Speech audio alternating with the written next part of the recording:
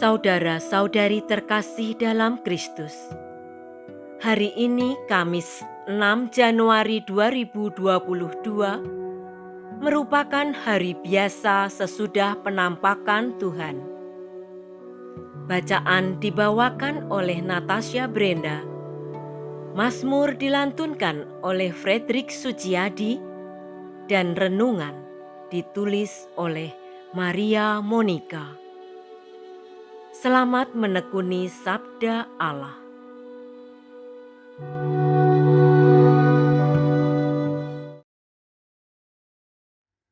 Bacaan dari surat pertama Rasul Yohanes, bab 4 ayat 19 sampai dengan bab 5 ayat 4. Saudara-saudaraku terkasih, kita harus mengasihi Allah karena Allah lebih dahulu mengasihi kita. Jikalau seorang berkata, "Aku mengasihi Allah," tetapi membenci saudaranya, ia adalah seorang pendusta. Karena barang siapa tidak mengasihi saudaranya yang ia lihat, tidak mungkin ia mengasihi Allah yang tidak ia lihat.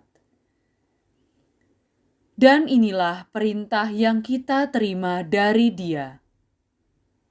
Barang siapa mengasihi Allah, ia harus juga mengasihi saudaranya. Setiap orang yang percaya bahwa Yesus adalah Kristus, lahir dari Allah. Dan setiap orang yang mengasihi Dia yang melahirkan, mengasihi juga Dia yang lahir daripadanya. Inilah tandanya bahwa kita mengasihi anak-anak Allah, yaitu apabila kita mengasihi Allah serta melakukan perintah-perintahnya. Sebab inilah kasih kepada Allah, yaitu bahwa kita menuruti perintah-perintahnya. Dan perintah-perintahnya itu tidak berat, sebab semua yang lahir dari Allah mengalahkan dunia. Dan inilah kemenangan yang mengalahkan dunia, yakni iman kita. Demikianlah sabda Tuhan.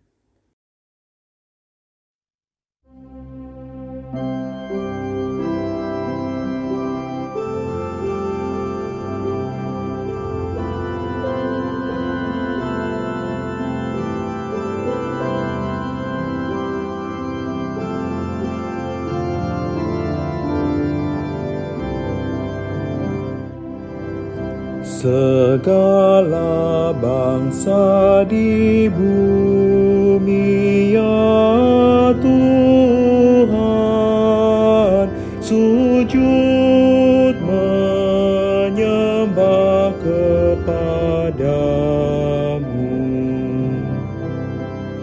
Ya Allah, berikanlah hukum-Mu kepada raja dan keadilan-Mu kepada putra raja.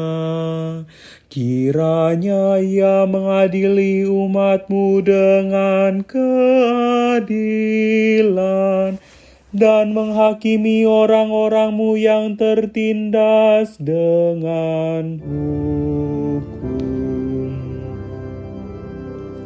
Segala bangsa di bumi, ya Tuhan, sujud menyembah kepadamu.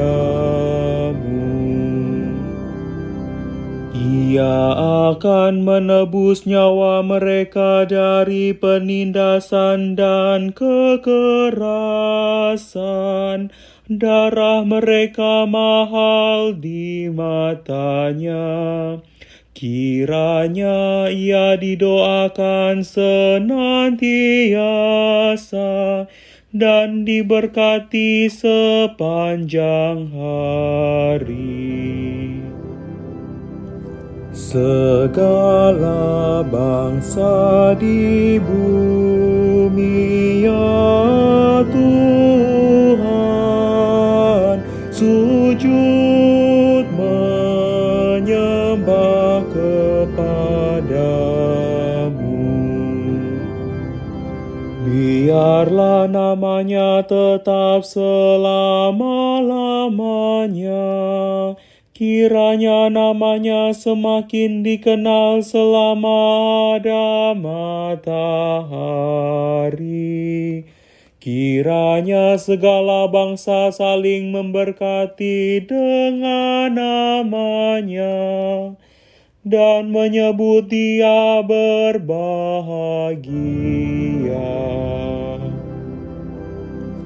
Segala bangsa di bumi, ya Tuhan, sujud menyembah kepadamu.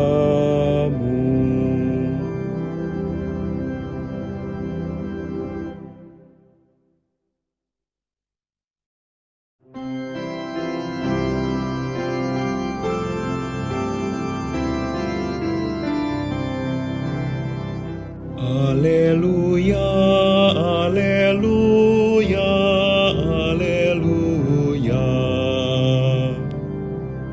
Tuhan mengutus aku menyampaikan kabar baik kepada orang-orang miskin dan memberitakan pembebasan kepada orang-orang tawanan. Haleluya, haleluya, haleluya.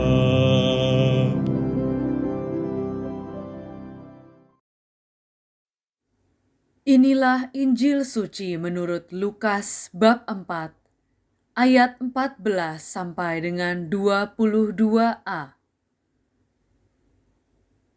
Sesudah dicobai iblis di padang gurun, dalam kuasa Roh, kembalilah Yesus ke Galilea. Dan tersiarlah kabar tentang Dia di seluruh daerah itu. Selama di situ, Ia mengajar di rumah-rumah ibadat di situ, dan semua orang memuji Dia. Lalu Ia datang ke Nazaret, tempat Ia dibesarkan.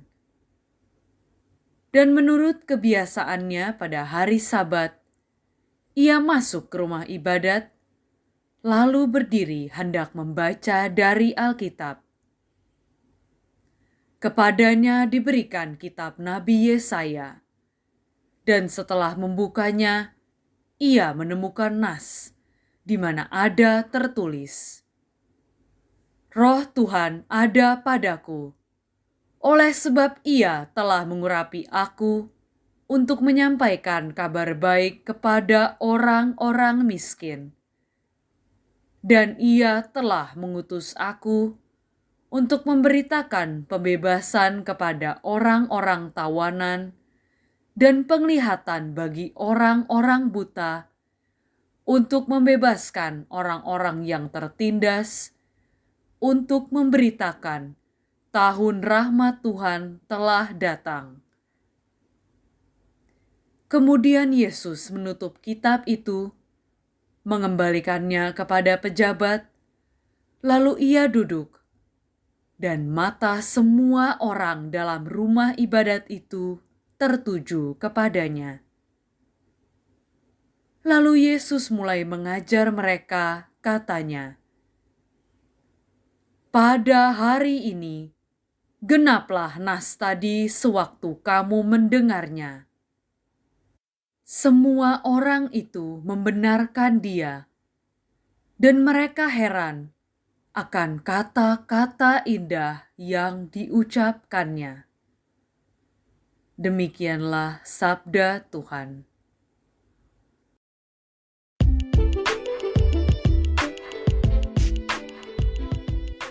Hidup bermisi bersama Kristus. Renungan dibawakan oleh Maria Monica.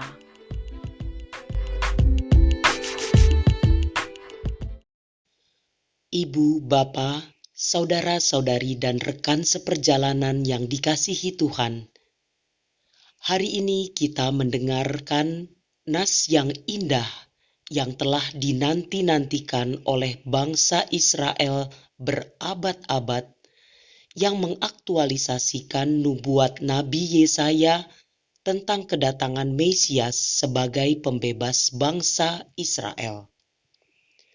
Pada masa itu, bangsa Israel silih berganti dikuasai oleh bangsa lain, bahkan sampai dibuang ke Babilonia.